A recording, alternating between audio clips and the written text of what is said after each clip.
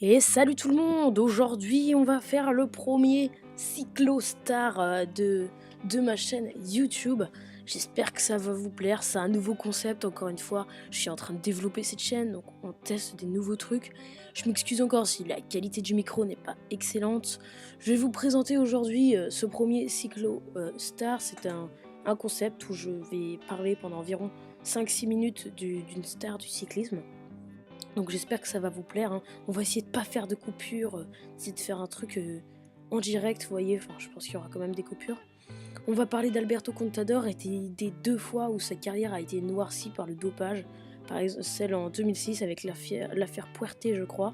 Il a été nommé dans la liste de l'UCI mais blanchi par le gouvernement espagnol.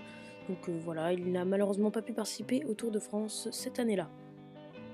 En 2010, où on a retrouvé des traces de dopage dans ces échantillons, et du coup ces titres de Tour de France 2010 et du Giro 2011 lui ont été enlevés. On va voir un petit peu ses principaux classements, hein. On va voir sur les 3 grands tours surtout. On sait qu'il a gagné 2 fois le Tour de France, dont une 3e fois où il était dopé, avec une fois le classement du meilleur jeune. Il a gagné aussi 3 fois le Tour d'Italie, mais une fois où il était dopé. Et il a gagné, excusez-moi, il a gagné, je crois, il a gagné 3 fois le Tour d'Espagne, mais 3 fois sans affaire de dopage. C'est vraiment un très très bon coureur, c'est vraiment un des coureurs que j'apprécie le plus, hein. Il a par exemple fait 4e des championnats du monde de contre-la-montre en 2008, si je ne m'abuse. 2009, il a gagné les championnats d'Espagne de contre-la-montre. Il a gagné 2 ou 3 tours de Castille et Léon. 3e du Tour de Murcie en 2008. Enfin, voilà, c'est un grand coureur, c'est un grand grimpeur. Quand on le voit à sa position sur le vélo, on voit vraiment qu'il grimpe, quoi. C'est pas comme un Christopher Froome que je dirais plus dans le style d'un rouleur. Sur le vélo, il reste assis à sa selle. C'est un autre style, hein. Je ne critique pas Christopher Froome, c'est un coureur que j'aime bien aussi. Mais Alberto Contador, quand il se met en danseuse et qu'il fait des attaques sèches et vives, c'est aussi très puissant.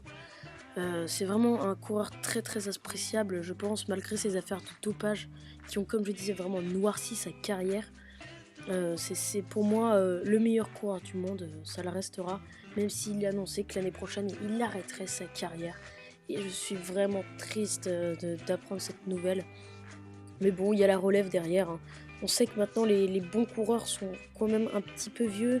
On a Christopher Froome qui a 30 ans, Alberto Contador 32 ans, Vincenzo Nibali 29 ans, Alejandro Valverde 36 ans, Joaquim Rodriguez 37 je crois. Bon, maintenant il y a une nouvelle génération avec Nairo Quintana, même si Nibali, Froome ne sont pas finis. Vous voyez, Alejandro Valverde qui arrive à faire 3e d'un Tour de France à 35 ans je crois. Joaquim Rodriguez, 2e de la Volta cette année. Et oui, mais on a aussi une relève avec Nairo Quintana, 2 fois 2e du Tour de France, et qui a gagné un Giro, le 2014. Et j'ai appris, ben voilà, on est le lendemain de la victoire de Fabio Aru sur la Volta, qui est aussi un jeune coureur. En France aussi, on a des espoirs, on a de quoi y croire. En Pologne, avec Rafa Majka, d'ailleurs de l'équipe Tinkoff, hein, je pense qu'il va devenir leader l'année prochaine. On croit vraiment en cette nouvelle génération, mais c'est vrai qu'Alberto Contador, vu qu'on est là pour parler de lui, est un très très grand coureur, et quand il fait le signe pistolero, c'est vraiment incroyable. Il a énormément de panache sur son vélo, hein. Il grimpe un peu à la Thibaut Pinot, c'est impressionnant. Donc voilà, j'aimerais juste faire encore une fois son éloge. On l'attend vraiment pour qu'il gagne le Tour 2016, hein. J'espère pour sa dernière fois. Il continue à gagner, hein. Regardez, en 2014, il a gagné la Vuelta, en 2015 le Giro. Voilà. Et donc si ce petit concept vous plaît, hein, franchement vous me le dites. Ça fait environ 4 minutes que je suis en train d'enregistrer. Aussi les petites images qui défilent derrière et tout ça, je remercie la chaîne qui les a fournies. C'est vraiment gentil. Et puis voilà, hein, n'hésitez pas à vous abonner. J'ai réussi à faire ça d'une traite. N'hésitez vraiment pas à vous abonner, à laisser un petit pouce bleu, moi ça me fait extrêmement plaisir, à commenter. Voilà, je n'ai pas encore de compte sur les réseaux sociaux, je pense que ça va venir vite. Et dites-moi si vous voulez plus de cyclostar, c'est vraiment un nouveau concept. La chaîne sera basée vraiment sur ces 2 concepts et ça me permet de ne pas parler que de la star, mais aussi de l'actualité cycliste, alors que les reviews sont plus sur des grosses courses cyclistes. Voilà les amis, à bientôt.